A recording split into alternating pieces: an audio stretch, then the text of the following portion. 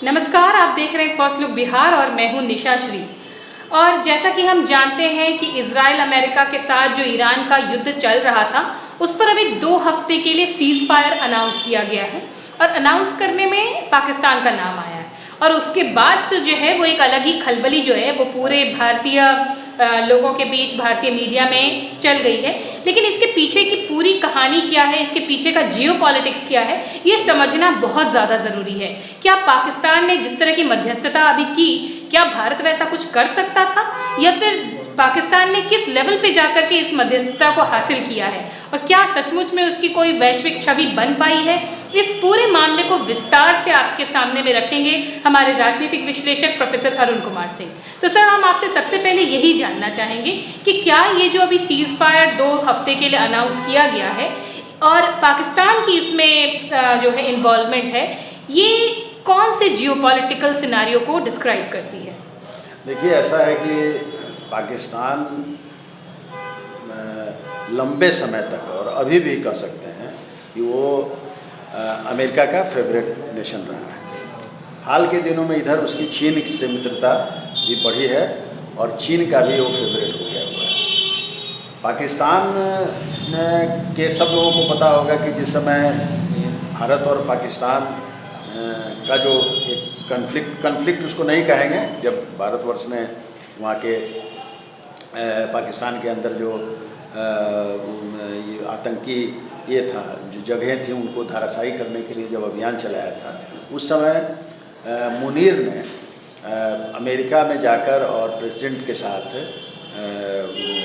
Breakfast किया था, president Trump के इसमें। तो इस तरह से जो भारत और पाकिस्तान का कन्फ्लिक्ट था उसमें अमेरिका बहुत क्लियरली पाकिस्तान के साथ नजर आया था, उन्होंने स्पष्ट देखा था। और जिस तरह से ट्रंप का जो वक्तव्य आता है जिसमें उन्होंने कहा कि हमने समझौता कराया और हमने दबाव बनाया और हमने ये किया, तो सब बातें सब लोगों के सामने हैं। लेकिन तो एक मुनीर से एक रिलेशन था और शहबाज शरीफ ठीक है कि वो प्रधानमंत्री हैं, लेकिन दरअसल हम लोग सब लोग जानते हैं कि पाकिस्तान में किस तरह से मिलिट्री वहाँ पर परोक्ष रूप से शासन करती है, और शहबाज शरीफ भी जब तक मिलिट्री उनको चाह रही है तभी तक वो बने हुए हैं। तो इसलिए, लेकिन वो चूँकि प्रधान है इसलिए उनका नाम तो आएगा ही। लेकिन दरअसल हमको ऐसा लगता है कि ये कहीं न कहीं मुनीर जो हैं उनका और अमेरिका के अंदर अमेरिका के जो वाइस प्रेसिडेंट हैं वेंस, वो भी चाह रहे थे कि ये युद्ध लंबा नहीं खींचे। जी। तो ऐसा लगता है कि एक निर्णय हुआ होगा और उसमें नेचुरली एक मध्यस्थ का नाम तो आना ही चाहिए। तो मध्यस्थ के रूप में पाकिस्तान का नाम आया है और पाकिस्तान की मध्यस्थता में इसको अमेरिका ने भी स्वीकार किया है कि पाकिस्तान के प्रयास से ये जो है सो सीज फायर अभी जो 15 दिनों के का दो वीक का सीज फायर हुआ है, उसकी मध्यस्थता में हुआ है। ठीक है। तो इसके ऊपर जो भारत में एक मीडिया का एक तबका है या विपक्ष जो है वो कह रहा है कि पाकिस्तान ने बाजी मार ली, भारत बैठा रह गया, या फिर भारत को मध्यस्थता करानी चाहिए थी। इस तरह की कई बातें पहले से कुछ दिनों से मीडिया में चली आ रही थी। इसके ऊपर बताएं कि क्या भारत को मध्यस्थता कराने की पहल करानी चाहिए थी? क्या ये सचमुच में भारत के लिए बहुत बड़ी एक चूक हो गई या उसके हाथ से मौका चला गया? क्या कहेंगे इस पर? ऐसा है कि दुनिया में पाकिस्तान के अलावा भी बहुत सारे देश हैं, तो और दूसरे देश भी मध्यस्थता कर सकते थे। तो ये तो एक प्रक्रिया होती है, एक चैनल होता है। उस चैनल में इस मामले में पाकिस्तान आगे बढ़ा, क्योंकि कहीं ना कहीं पाकिस्तान के भी ईरान से अच्छे रिश्ते हैं, हमारे भी रिश्ते ईरान से अच्छे हैं, हमारे इजराइल से भी रिश्ते अच्छे हैं। और पाकिस्तान को देखिए कि आप अगर पाकिस्तान की बात करते हैं तो पाकिस्तान ने कहाँ अमेरिकी प्रस्ताव का समर्थन किया। अमेरिकी प्रस्ताव जब आया सिक्योरिटी काउंसिल में कल, तो उसमें चीन और रूस ने उसको वीटो कर दिया, लेकिन पाकिस्तान और कोलंबिया उसको एब्सटेन किया। उसने अमेरिकी प्रस्ताव के पक्ष में मतदान नहीं किया, जबकि 11 देशों ने अमेरिकी प्रस्ताव के पक्ष में मतदान किया। तो पाकिस्तान तो वहाँ अमेरिका माने तटस्थ रह के एक तरह से उसने अमेरिका के उस प्रस्ताव को मौन समर्थन दिया है। तो कहाँ वो चीन के साथ गया? तो देखिए, ये जो परिदृश्य होता है जो अंतर्राष्ट्रीय राजनीति में या विश्व की राजनीति में, ये चेंज होता रहता है और उस समय भी निर्णय लिया जाता है कि इस समय का निर्णय का क्या बेनिफिट हो सकता है। अच्छा। देखिए, भारतवर्ष एक विशाल देश है और भारतवर्ष की जो फॉरेन पॉलिसी है वो बिल्कुल आज़ादी के बाद से एक अपने ढंग से चल रही है। ठीक है। आप देखिए कि इंटरनल सिचुएशन हमारे जो हों, लेकिन जितने भी खाड़ी के देश हैं उन सब से भारत के रिश्ते अच्छे हैं। ठीक है। और वो कोई भी प्रधानमंत्री रहे हैं उससे उनके अच्छे रिश्ते रहे हैं। तो उसी तरह से हाल के दिनों में ऐसा नहीं है कि मोदी के ही काल में हुआ है, इजराइल से भी रिश्ते अच्छे बनाने का प्रयास हुआ है। इससे अरब वर्ल्ड को भी कोई विरोध नहीं है और इजराइल को भी विरोध नहीं है कि हम अरब देशों के साथ क्यों हमारे रिश्ते हैं। आपने देखा कि ईरान जो है सो हम लोगों को ईरान के इस पर हम लोग पोर्ट बना रहे हैं जिसके चलते हम बिना पाकिस्तान में गए हुए छाबहार पोर्ट जो है उसको हम खड़ा कर रहे हैं, तो उसमें हम ईरान के साथ हैं। तो और लगातार जो भारतवर्ष के डिप्लोमेट हैं इंक्लूडिंग आवर प्राइम मिनिस्टर, उनकी बात होती रही है सब लोगों से। उनकी बात सऊदी अरबिया से हुई है, उनकी बात कतर से हुई है, उनकी बात यूएई से हुई है, तो ईरान से लगातार बात हुई है, इजराइल से बात हुई है, अमेरिका से बात हुई है। अमेरिकन प्रेसिडेंट ने तो फ़ोन ही किया था। तो भारतवर्ष सब चीज़ों पर अपना नज़र रखे रहता है और उसमें ये कहना कि पाकिस्तान आगे निकल गया, ये एक तो ये है कि आप इन थोड़े में हम परिस्थितियों को ही बता देते हैं। देखिए, इसमें जो है सो एक ऐसी परिस्थिति अभी आ गई थी कि अमेरिका भी चाह रहा था कि किसी तरीके से अभी थोड़े दिन के लिए भी कम से कम हमको रेस्ट मिले, इसलिए कि एक तो अमेरिकी जनता का दबाव था जी। अमेरिकी जनता अब थोड़ा उतावला हो रही थी, चूँकि ताबूत, जैसा मैं बार बार कहता हूँ कि अमेरिका सब कुछ बर्दाश्त कर सकता है, अमेरिकन जनमत, लेकिन वो अपने लोगों का खून खराबा वो नहीं दे सकता है। तो धीरे धीरे ताबूत जा रहे थे, तो अमेरिका को वहाँ घरेलू भी। दूसरा ये था कि अब ईरान भी देख रहा था, ईरान के सामने भी अब कोई कुछ बचा हुआ नहीं था, उसका सब कुछ बर्बाद होने पर लगा हुआ था, तो वो भी अपना अंतिम जो है दम से वो लड़ाई कर रहा था। और उसमें वो अब सिर्फ जो अमेरिका के जो बेस थे उन पर वो हमला नहीं करके जो खाड़ी देश का अपना जो उनका वो पेट्रोकेमिकल हो या उनका जो औद्योगिक ये हो, उस पर जो है सो अटैक कर रहा है। तो खाड़ी के जो दूसरे देश थे जो अमेरिका पर डिपेंड करते हैं अपनी सुरक्षा के लिए, वो भी अमेरिका पर दबाव बना रहे थे। तो इस तरह से अमेरिका बहुत दबाव में आ गया हुआ था और ईरान तो दबाव में था ही था। जैसा कहा जा रहा है कि अभी जो रेस्क्यू ऑपरेशन चलाया अमेरिका ने और अपने पायलट को वहाँ से निकाला, वो दरअसल एक नाटक था और उसका उद्देश्य ये था कि अमेरिका को पता चल गया हुआ था कि एनरिच्ड यूरेनियम जो 60% तक हो चुका है और ईरान कभी भी परमाणु बम बना सकता है, उस यूरेनियम को वो वहाँ से उठाना चाहते थे। अच्छा। दरअसल रेस्क्यू का वो मतलब था,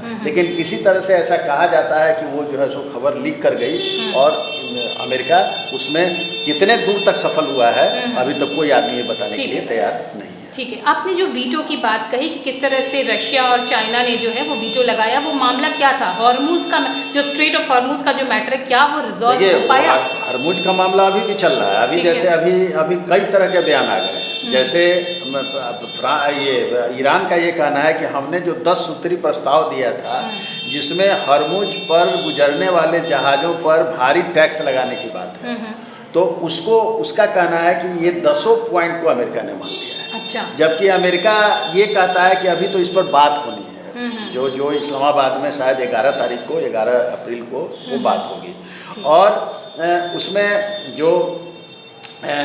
उसमें इजराइल के द्वारा लेबनान पर भी हमला अब नहीं होगा, ये भी बात पाकिस्तान की तरफ से आई है और ईरान की तरफ से भी आई है कि अब जो है सो इजराइल भी किसी तरह का हमला नहीं करेगा। लेकिन आप देखिए कि तुरंत इजराइल का बयान आ गया है कि नहीं, ये सिर्फ और सिर्फ ईरान के साथ जो कॉन्फ्लिक्ट चल रहा था उसको रोकने की बात हुई है। इजराइल अपना अभियान लेबनान में और हिजबुल्ला जो है जो लेबनान में रह के ऑपरेट करता है उस पर उसका इजराइल का प्रहार जारी रहेगा।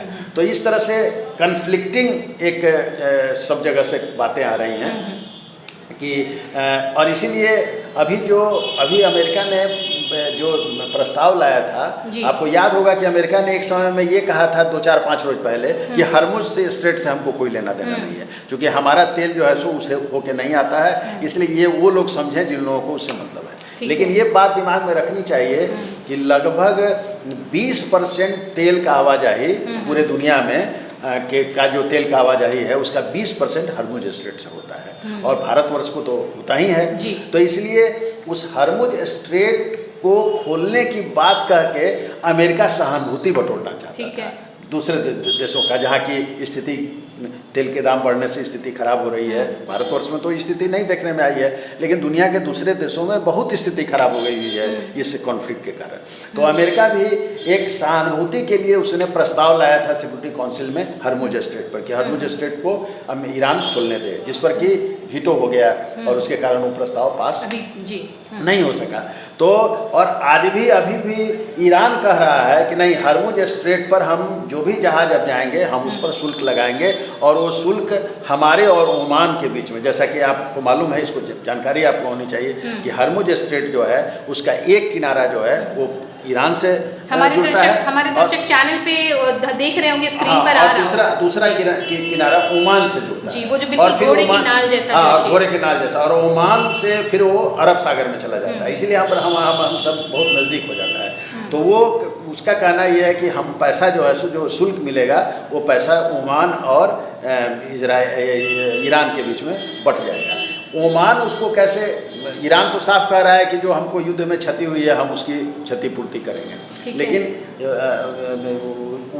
ये जो क्या नाम है दूसरा देश जो है इजराइल और अमेरिका, नहीं ओमान ने अभी स्पष्ट नहीं किया है कि वो उस पैसे का क्या करेगा। तो कहने का मतलब ये है कि ईरान का अपना ये कहना है कि नहीं साहब, हरमुज में हम खोलेंगे तो जरूर, लेकिन उसमें शर्त यही रहेगा कि उनको शुल्क देना पड़ेगा। जबकि वो जो है सो ठीक है कि वो सी है, लेकिन इस तरह के नेगोशिएशन के लिए इंटरनेशनल लॉ में कहीं भी शुल्क देने की बात नहीं है। कोई भी देश एक अपने सामान की आवाजाही समुद्र से कर सकता है, उसको कोई दूसरा देश जो है सो रोक नहीं लगा सकता है, अगर वो शत्रु का जहाज नहीं हो, डिक्लेयर्ड नहीं हो तो। ठीक है। लेकिन एक नई तरह की बात, ये शुल्क लगाने वाली बात जो हो रही है, अगर ये बात हो जाएगी तब तो दुनिया के जितने भी देश हैं वो सब लोग जो है शुल्क लगाना शुरू कर देंगे और एक तरह से कैओस की स्थिति बन जाएगी। तो इसलिए ऐसा नहीं कहा जा सकता है कि एकदम सब कुछ फाइनलाइज हो गया हुआ है। आप 10 सूत्री जो ईरान के मांग है उसको अगर आप देखिए अमेरिका ने 15 सूत्री अपनी बात लाई है और उसने 10 सूत्री लाई है। तो 10 सूत्री को अगर अमेरिका लागू कर दे तब तो फिर ये जो 1 महीने से ज़्यादा जो चल गया उसकी कोई ज़रूरत ही नहीं थी, क्योंकि उसमें तो पूरी सेफ्टी जो है सो ईरान चाहता है अपनी, जो कि कभी भी अमेरिका नहीं देना चाहेगा। और अमेरिका के जो एलाइज हैं फिर वो अमेरिका को किस दृष्टि से देखेंगे, ये एक बहुत बड़ी बात है। ठीक है, तो ये तमाम बातें हो गई आज जो हमने आपको समझाया कि किस तरह से जियोपॉलिटिकल सिस्टम जो है वो पूरा वर्क करता है। और इसी तरह से ऐसा कुछ नहीं हो गया है कि भारत से बहुत बड़ी चूक हो गई। पाकिस्तान जिस तरह से चाटुकारिता अमेरिका की कर रहा था, तो अमेरिका ने एक तरह से उसकी इस चाटुकारिता का लाभ उठाते हुए अपने फेवर में जो है वो ये मध्यस्थता कराई है। चाटुकारिता उसको कहना सही नहीं होगा। अमेरिका के सामने भी, जैसा कि मैं बार बार कह रहा हूँ, अमेरिका भी लाचार हो गया हुआ था, इसलिए कि अमेरिका ने ये एंटिसिपेट नहीं किया था कि ये युद्ध इतना लंबा खिंच जाएगा और उसके चलते अमेरिका के अंदर भी विरोध शुरू हो जाएगा। और जो उसके एलाइज हैं या दुनिया के जो दूसरे देश हैं, एलाइज नहीं भी हैं, लेकिन उनके यहाँ जो ऊर्जा संकट खड़ा हो गया है उससे भी अमेरिका पर दबाव पड़ रहा था। इसलिए अमेरिका चाह रहा था कि किसी तरीके से अभी तत्काल इस पर विराम लग जाए, और उसमें नेचुरली पाकिस्तान शुरू से इस प्रयास में लगा हुआ था। ठीक है, इसके बहुत सारे कारण हैं, कारणों पर चर्चा अगर होगी तो लंबी चर्चा हो जाएगी। तो इसलिए वो ये किया, और ईरान भी चाह रहा था। इसलिए एक तरह से देखा जाए तो सभी के लिए विन विन पोजीशन है, क्योंकि युद्ध जो है सो कभी भी रास्ता नहीं हो सकता है किसी भी चीज़ के सुलझाने का। अंग्रेजी का एक प्रोवर्ब है, नॉन ज़ीरो सम गेम, यानी कि कुछ लड़ाइयाँ या कुछ युद्ध या कुछ ऐसे मतभेद होते हैं जिनका कोई निर्णायक नहीं होता है, ना किसी को लाभ होता है ना किसी को नुकसान होता है। दोनों तरफ लोग नुकसान झेलते हैं, दोनों तरफ लोग फ़ायदे में रहते हैं। तो कुछ ऐसा ही माहौल जो है ये इस समय बन गया है। फिलहाल के लिए जियोपॉलिटिक्स हमें समझाने के लिए इतनी आसान भाषा में प्रोफेसर अरुण कुमार सिंह को बहुत बहुत शुक्रिया। और इसी के साथ इस कार्यक्रम को यहीं पर देते हैं विराम। आप बने रहिएगा हमारे साथ। आप देख रहे थे फर्स्ट लुक बिहार। धन्यवाद।